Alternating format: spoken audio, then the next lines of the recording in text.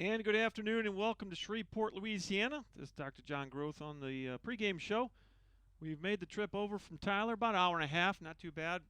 So far, pretty good weather. There is some weather moving in later this afternoon, so they moved the game time up by an hour. Hopefully won't have any issues with the weather, but it's been a while since I've been to this ballpark. They've done some renovations. It's been a long time since I've been here, so I know the renovations have been it's been a while since they fixed this up, but it's a much nicer facility than I remember it, 30 years ago or 25 years ago last time I was here in terms of what's actually here. They have some covered hitting now.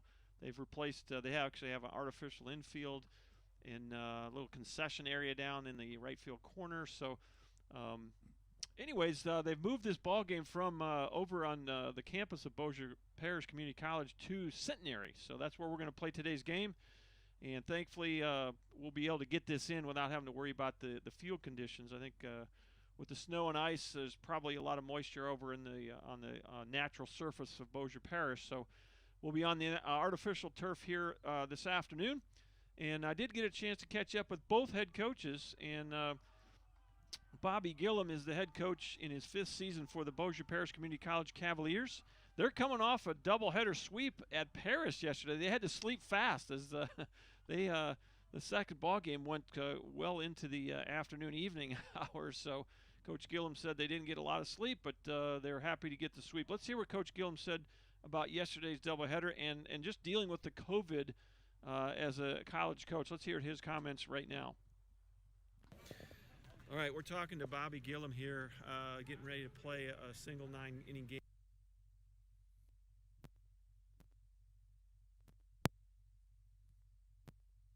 against the Apaches. And Coach, talk about the COVID thing and a little bit about the snow week. And it's been a really challenging week or year to be a baseball coach. I think you talk to every coach, and we all talk, and the biggest thing is we're still learning our club right now. Right. It's just the short and fall, the COVID, the breaks.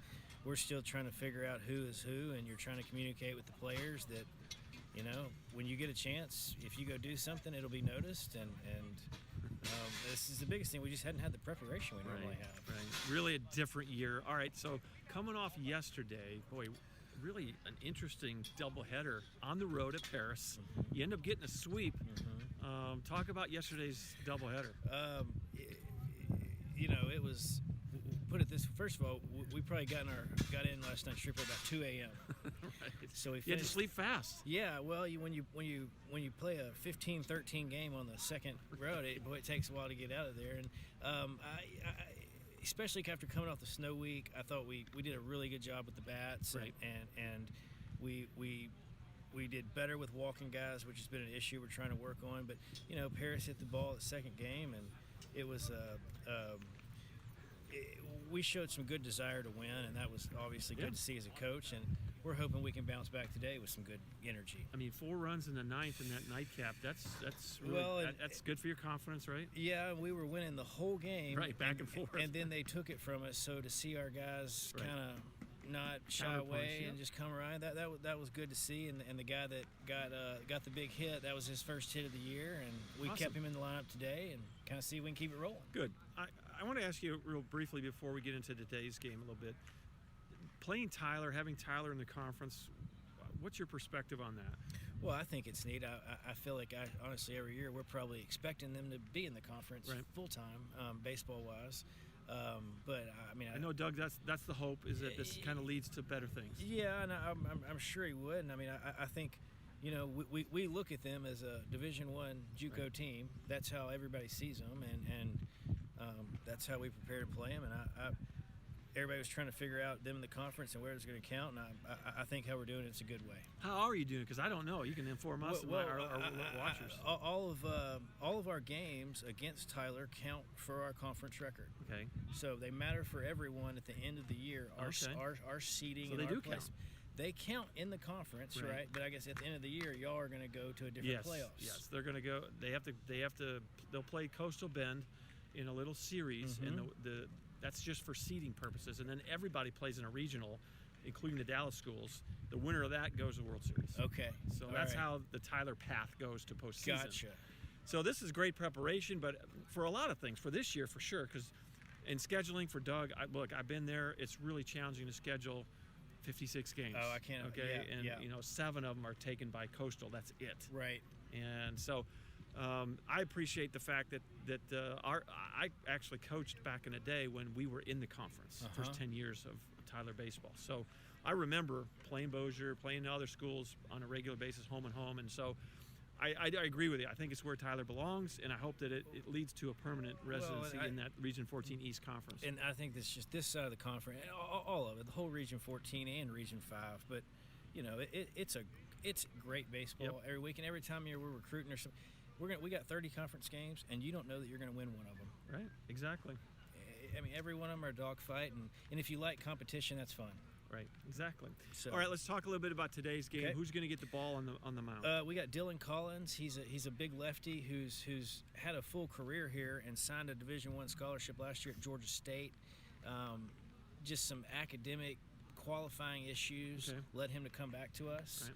He's only thrown 1 inning this year because of a rib injury. Okay. So this is his first start back, but he's been one of our big-time arms the last 2 or 3 years, so we're hoping we can get a few innings and get him rolling this year. Well, Bobby, thanks for the time. I'm looking forward to it. I think the weather hopefully is going to hold off just long enough for us to get this in. I'm glad we moved it up. Yep. Thanks, Bobby. All right, have a good one. Thanks. Thanks, man. Appreciate it. All right, a big shout-out to Bobby Gillum for giving me a few minutes of his pregame time. They're down at the home plate right now talking over the ground rules with the umpires, and it looks like they may be talking about more than the ground rules. They've been down there for a while. So I also had a chance to catch up with the skipper for the Apaches. In his 12th year, Coach Doug Wren had some interesting comments about yesterday's ball game in Mount Pleasant against the Northeast Texas Community College Eagles. Let's hear Coach Wren's comments right now. All right, we're outside the dugout, the Apache dugout here at Centenary, and boy, it's been a while since I've been here. But before we get into today's situation, let's talk about yesterday, man. What a game! Down 8-0 in the first. And boy, you score 5 in the fourth to tie it, and from that point it was just kind of, I don't know, talk about yesterday's game. Really a wild one. Yeah, it was. It's definitely not how you draw it up, right? You don't draw it up going down 8 in the first inning, but I mean, I think we learned a lot about our guys yesterday. I was extremely proud of the way that there was fight in that dugout in the second inning, and we made it a 1-inning war. Yeah. And so we got them up after the first inning when it's down 8-0. I think it's probably pretty daunting to sit there and look at the scoreboard and think that we got to do all this in 1 inning. Right. I think the conditions played in our favor a little bit to be able to put up some crooked numbers with kind of a smaller strike zone, wind blowing out. It certainly aided and helped us be able to put up some crooked number. But to our guys' credit, we just kind of made it a one. We said, let's win the second inning. Yep. Let's win the third inning. Let's win the fourth. To their credit, exactly they won what I was saying in the press box. They won like 5 in a row. Win innings. That's all right. you got to do. We won. You got 5 a lot of them in front of you. So right. And so to their credit, I mean, I think the 3 spot was big. I think guys after the 3 spot in the second inning thought this is doable, and we just put together a ton of good at bats and put some pressure on the defense and then once you tie it up 9-9, then it becomes a brand new ball game, and we were able to kind of push the lead out. And then on the flip side, we put up a bunch of zeros. Yes. We scattered some ones. We minimized damage. We scattered some ones. Obviously Caleb didn't have the start that he wanted to have. It's some that thing. I mean, he hadn't thrown in everybody's starting over 20 days. So, he wasn't super sharp, but they squared up some baseballs and they earned some of those runs. I mean, I think we gave them a couple, but it was just good to see the response, and then the bullpen. And I mean, I think Duke Jordan comes in and kind of settles us down. And then I thought a huge swing in the ballgame was Clayton Kelly because, obviously you roll a freshman out there. It hadn't been on the field really yet. And I thought just his demeanor on the mound, he got some big outs. just his body language, his mentality, I think was really good for us to see and really allowed us to kind of flip the script in that game. Yeah. So, man, what a wild one. We learned a lot about our club, and now, our guys know that they're never out of a fight. So. Well, unfortunately, the stream had an issue. I don't know what happened. I was scrambling, and it was almost 3 innings before I actually recognized there was any problem. Huh. So hopefully today we'll have a solid stream today. I apologize. Dalton Davis' home run wasn't on there. Yeah. I got an email about that or a text message. So anyways, let's talk about, we talked a little bit yesterday, I did with Coach Rippenthal, and I've talked to you a little bit leading into this game. And so just looking at the pitching today, who's going to start and how does that look? Yeah, we're going to give the ball to Jason Gonzalez, Okay. who has shown us that he can throw strikes and hadn't had a ton of opportunities yet this year. So this is going to be a great opportunity for him. I mean, this is the kind of weeks where it's all hands on deck, and, we kind of have to rely on the depth of the club. Right. And, certainly at this point it's shown up and it's helped.